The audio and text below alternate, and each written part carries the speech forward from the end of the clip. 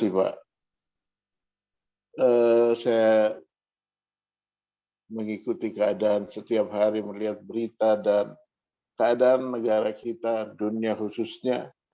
Ya, manusia itu sudah tidak menghormati sesamanya, apalagi menghormati pemimpinnya.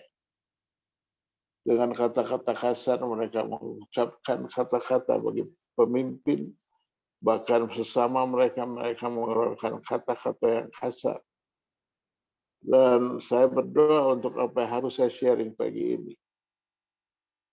Saya diingatkan Tuhan untuk membawa 3 hal, yaitu milikilah karakter Kristus, atau karakter terbaik yang harus kita miliki adalah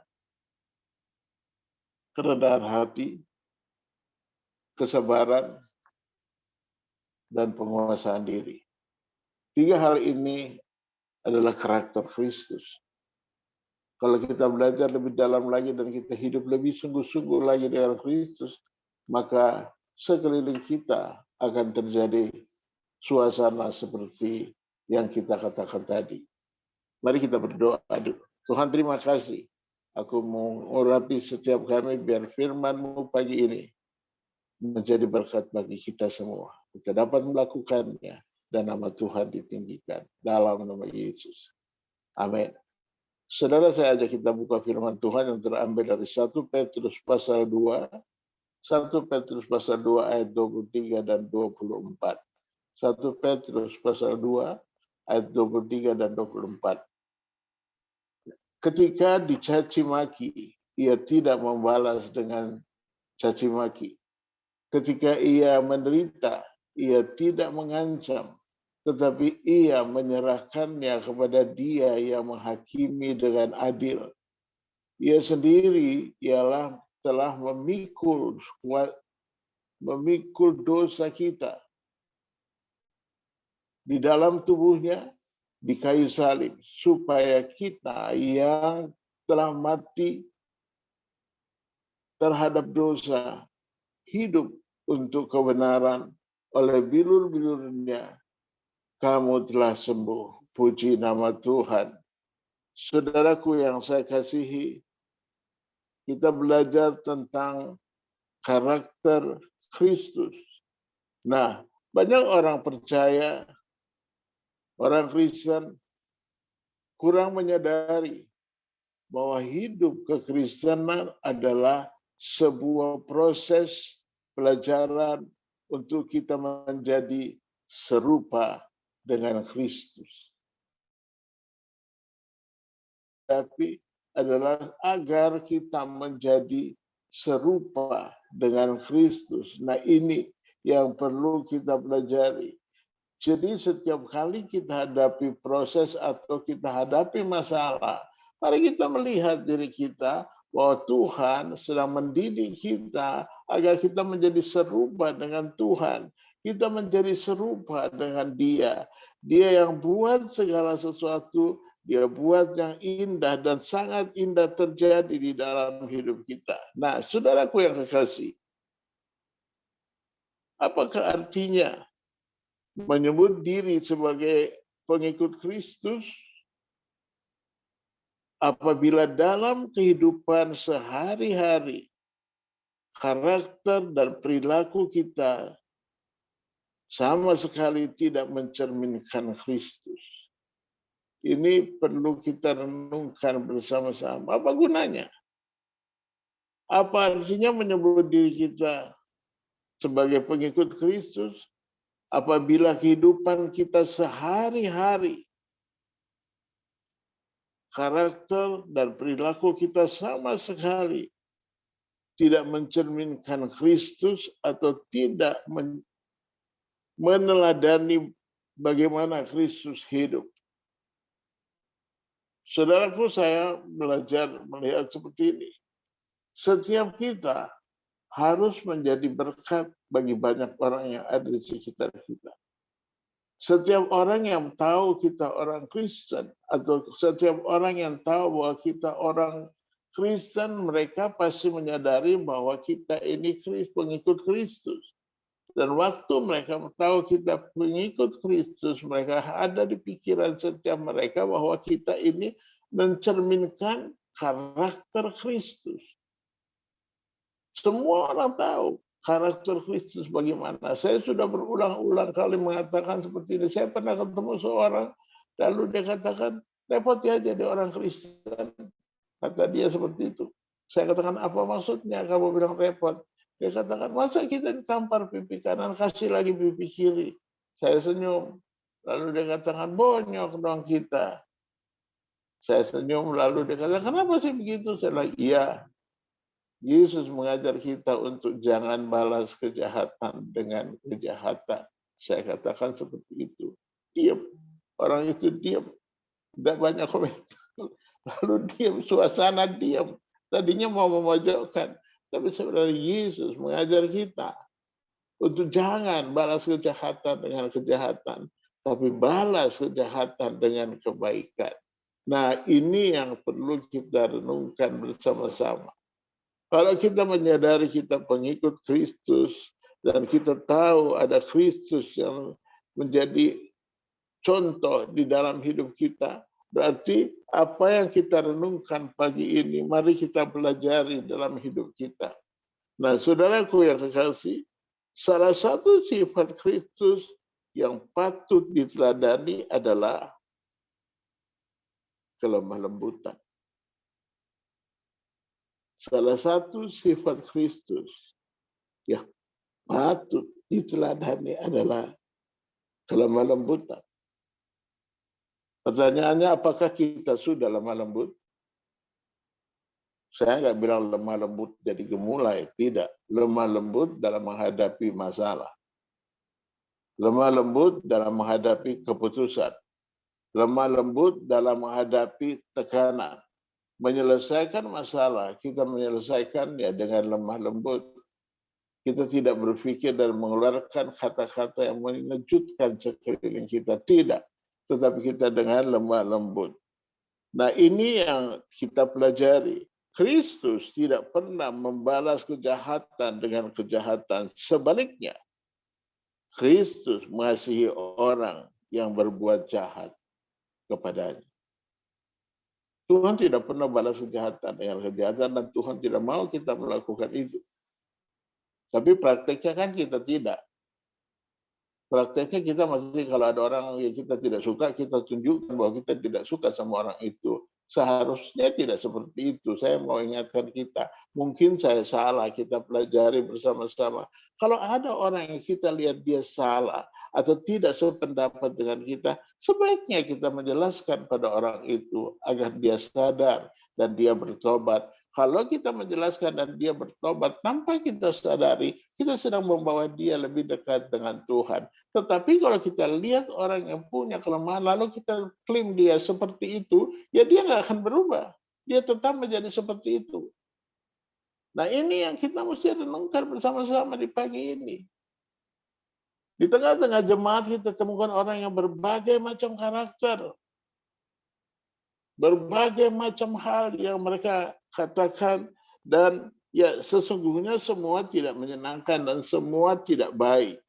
Tetapi untuk saya pribadi belajar bahwa karakter Kristus harus terjadi di dalam hidup kita. Ya, karakter Kristus. Ya, masalahnya begini. Kalau kita nggak suka seseorang, kita ngomong ke orang lain nggak suka si itu, nah, akhirnya orang lain itu juga nggak suka sama orang itu. Jadi tanpa kita sadari, kita membawa orang lain untuk membenci seseorang. Ini yang menjadi masalah di dalam hidup kita.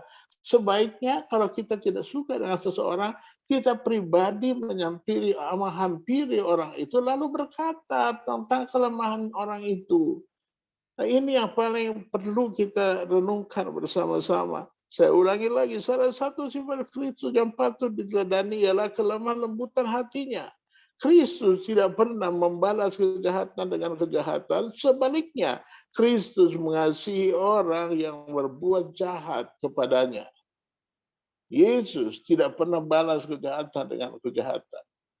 Jadi artinya, Kalau ada orang yang mengecewakan kita sedang diproses Tuhan pakai orang itu. Ada orang yang mengecewakan kita sedang diproses Tuhan pakai orang itu.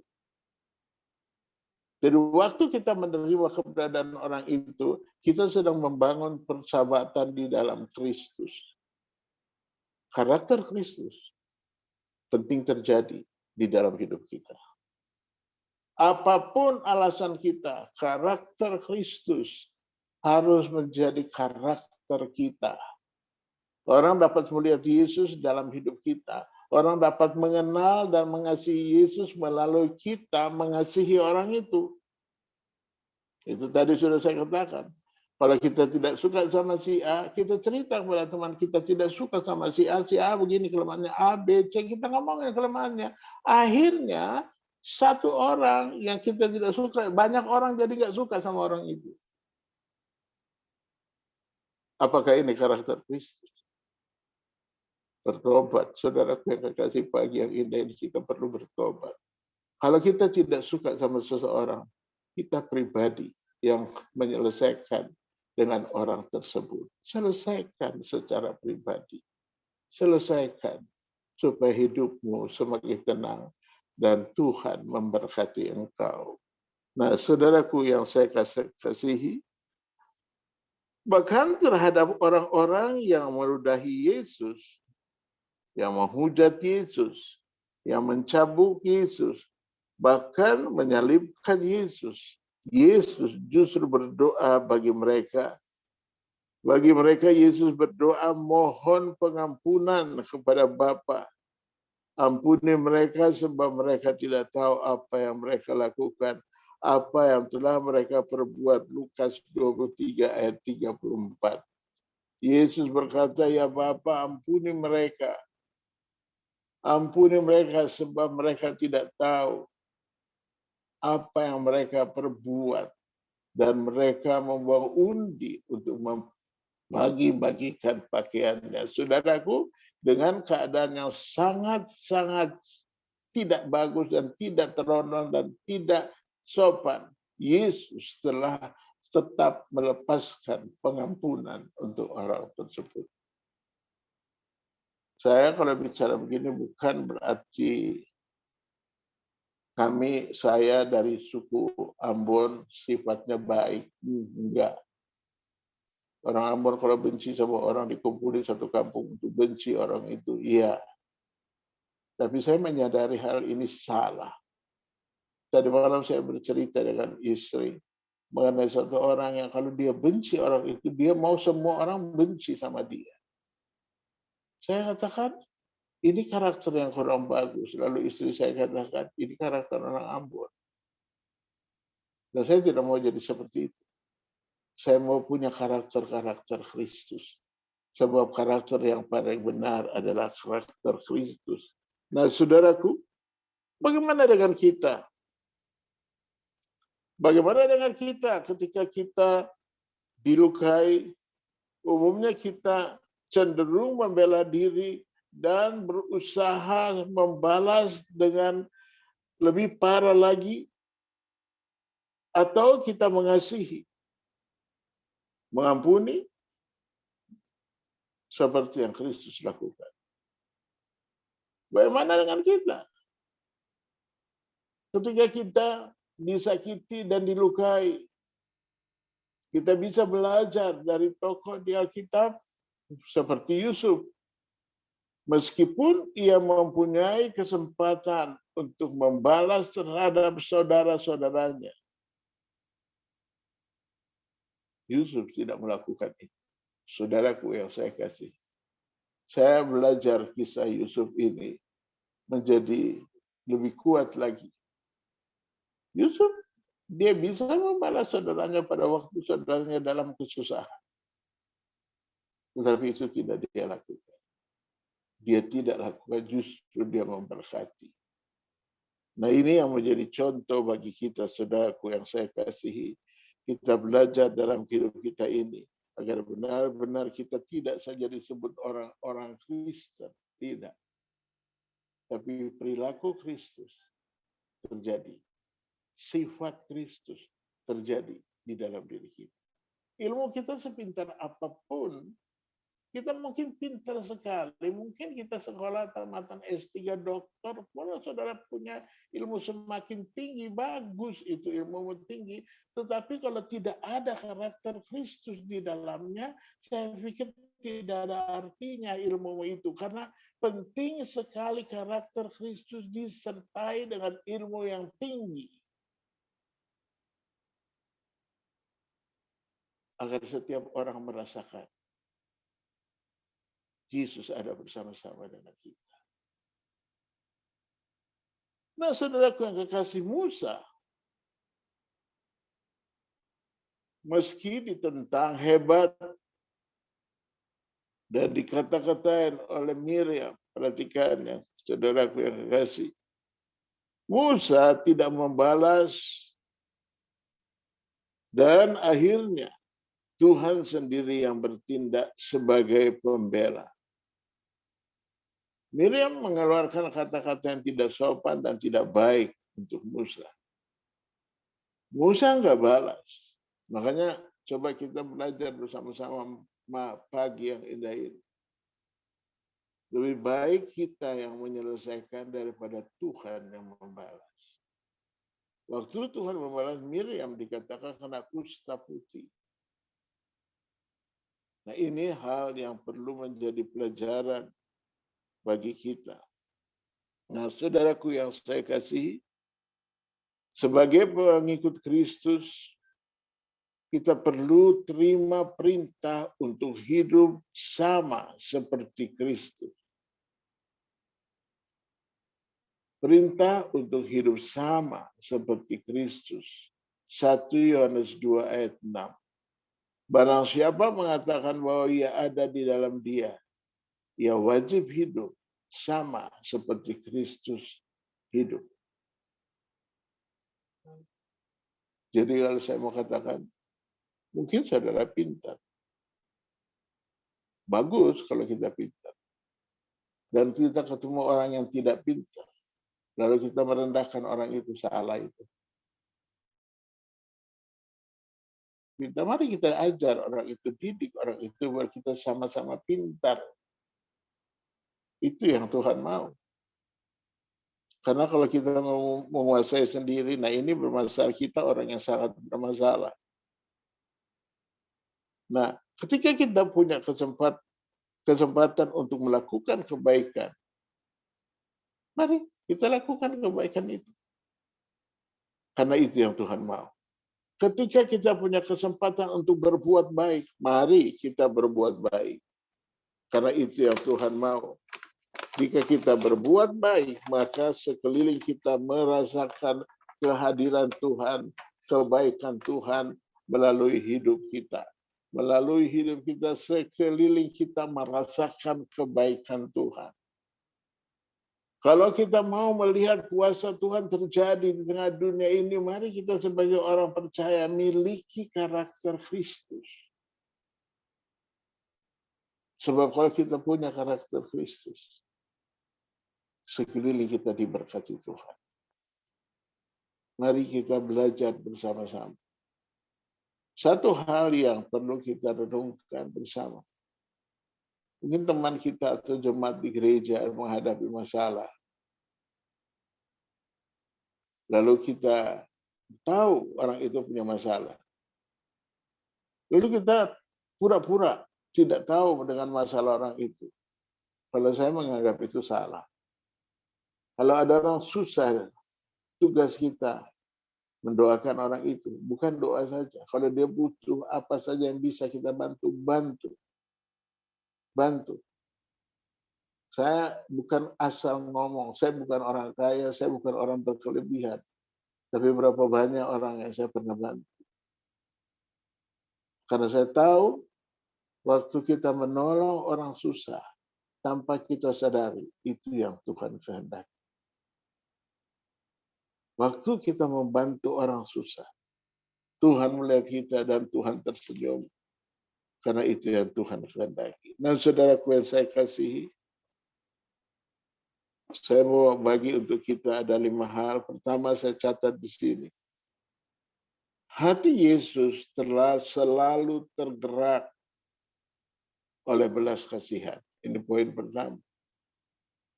Contoh, waktu Yesus datang ke Kapernaum, Matius 3 ayat 5 sampai 7. Ada seorang perwira datang kepadanya, minta untuk hambanya yang sedang sakit lumpuh dan berat sakitnya, untuk Yesus sembuhkan dia. Yesus gak komplain atau mengatakan apa, gak. Yesus katakan, aku mau menyembuhkan dia. Ini hati Yesus yang selalu tergerak menolong orang susah. Ini yang perlu kita renungkan bersama-sama. Dan poin yang kedua, hidup miskin atau sederhana. Nah, ini karakter Yesus, cara hidup Yesus. Hidup sederhana, miskin, ini cara karakter Yesus. Kenapa dia mesti hidup sederhana dan hidup miskin? Karena di dunia ini paling banyak orang miskin. Kenapa dia mesti hidup miskin, hidup sederhana? Yesus hidup miskin, hidup sederhana. Karena di dunia ini banyak sekali orang miskin. Bagaimana kalau kita cuma hidup dengan orang high class, lalu orang miskin kita tidak peduli? Saya katakan tidak salah kalau kita hidup dengan orang high class. Tapi ingat, kita tidak hidup sendiri. Banyak orang yang membutuhkan pertolongan. Nah, saudaraku yang saya kasihi, kita belajar bersama-sama. Nah, poin ketiga di sini saya catat, karakter Yesus ialah memberi. Dia berani memberi. Dia tidak takut dalam hal memberi. Waktu dia jalan ada 5.000 orang yang ikut dia dan dia murid-muridnya kebingungan. Yesus cuma bertanya, ada apa? Ada padamu? Mereka bilang, ada 5 roti dan 2 ikan. Yesus mecah-mecahkan 5 roti dan 2 ikan dan dibagikan untuk 5.000 orang laki-laki.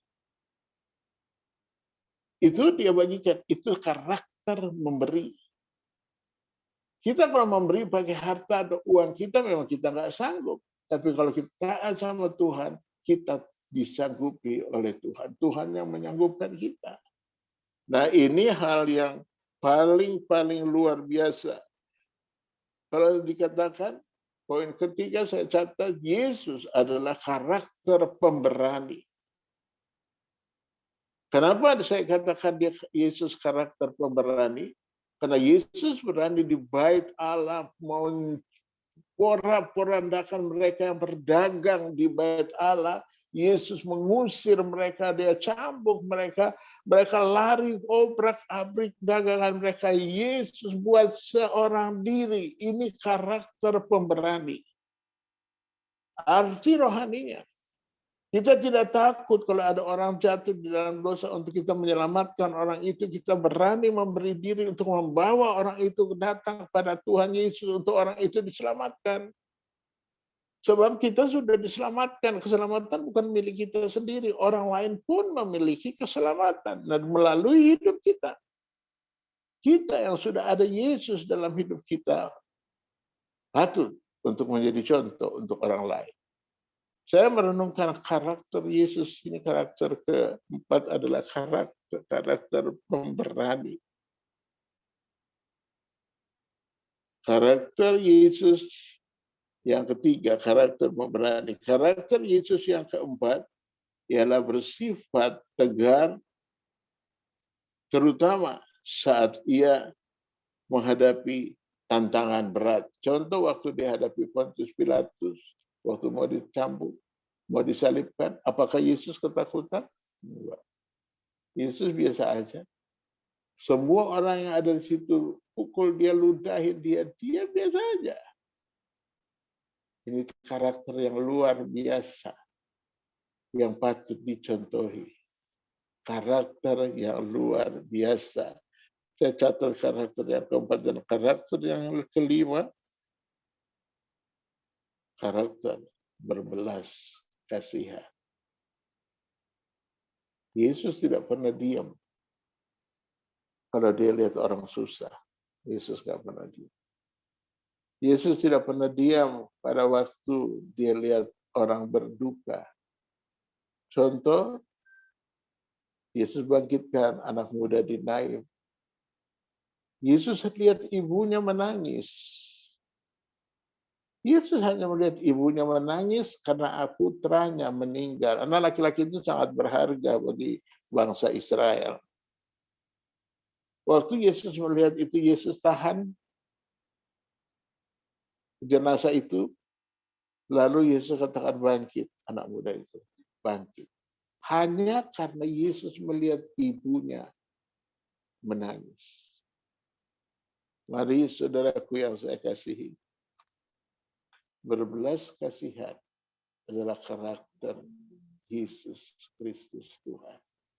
Kita belajar agar melalui hidup kita, agar melalui doa kita, melalui gereja kita, semua orang mengenal bahwa kita membawa berkat bagi sekeliling kita. Sebab sekeliling kita merasakan ada Yesus jika kita membangun hubungan yang manis dengan sesama kita. Saya mengucap syukur. Kemarin beberapa hari lalu saya ke gereja, lalu para keamanan datang ke saya, lalu mengatakan, Pak, udah ibadah ya Pak, udah ibadah ya Pak. Saya katakan, iya, aduh, itu lama banget ya Bapak. Mereka ngomong. Saya katakan, iya, kita perlu ibadah lagi nanti. Lalu mereka katakan, Bapak, kita tetap ada di sini. Itu mereka ungkapkan perhatian mereka. Dan saya belajar ini, saya punya hubungan dengan mereka, manis. Siapapun keamanan di situ ada mereka, namanya semua saya tahu, dan saya punya hubungan yang baik dengan mereka. Yang pernah saya tolong itu mereka tidak pernah lupa. Saya pernah tolong satu orang, saya kasih dia uang, ternyata di rumahnya tidak ada makanan. Ini yang saya katakan, waktu kita memberi tepat pada waktu. Saya lihat orang itu kok hati saya tergerak. Saya kasih dia uang, wah, itu uang itu dia lari pulang menyelamatkan sekeluarganya yang sudah 2 hari gak makan. Nah, saya mau ingatkan kita belajar untuk di mana saja kita berada, karakter Kristus itu nampak. Pertama, jangan takut hadapi masalah. Jangan bimbang. Kedua, ingat Yesus yang ada bersama-sama kita. Dia besar dan dia luar biasa. Dan yang terakhir, mari kita mengasihi. Mengasihi dengan sikap hati yang tulus. Kita mengasihi dengan sikap hati yang murni. Karena Tuhan Yesus lebih dulu mengasihi kita.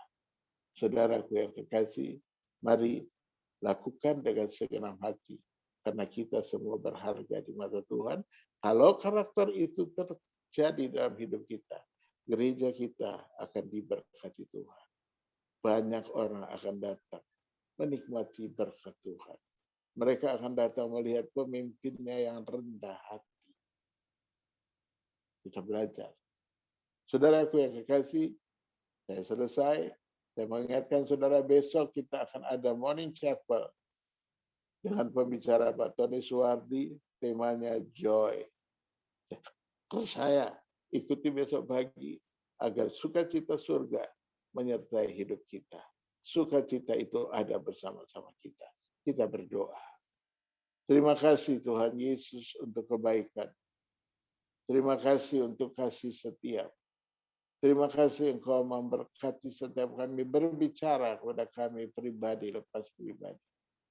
Kami mau hidup dan hidup kami menjadi berkat bagi banyak orang. Sucikan, kuduskan kami. Pakai kami dimanapun kami berada. Kami siap menjadi berkat. Terima kasih Tuhan, terima kasih. Berkati jemaat MDC Jakarta, jemaat MDC Bekasi Barat, MDC Bekasi Timur maupun Serpong. Tuhan berkati. Sucikan, kuduskan kami. Sebab kami akan melihat Yesus. Yesus yang besar itu ada bersama kami. Hamba mengucap syukur. Saudara angkat kedua tanganmu dan terimalah berkat Tuhan. Bahwa ketaatan dan kesetiaanmu diperhitungkan oleh Tuhan. Bahwa penyertaan Tuhan selalu ada bersama kau. Anugerah Allah Bapa, kasih setia dari Tuhan Yesus Kristus, serta pertolongan Roh Kudus menyertai saudara sekarang sampai selama-lamanya. Dalam nama Tuhan Yesus. Amin.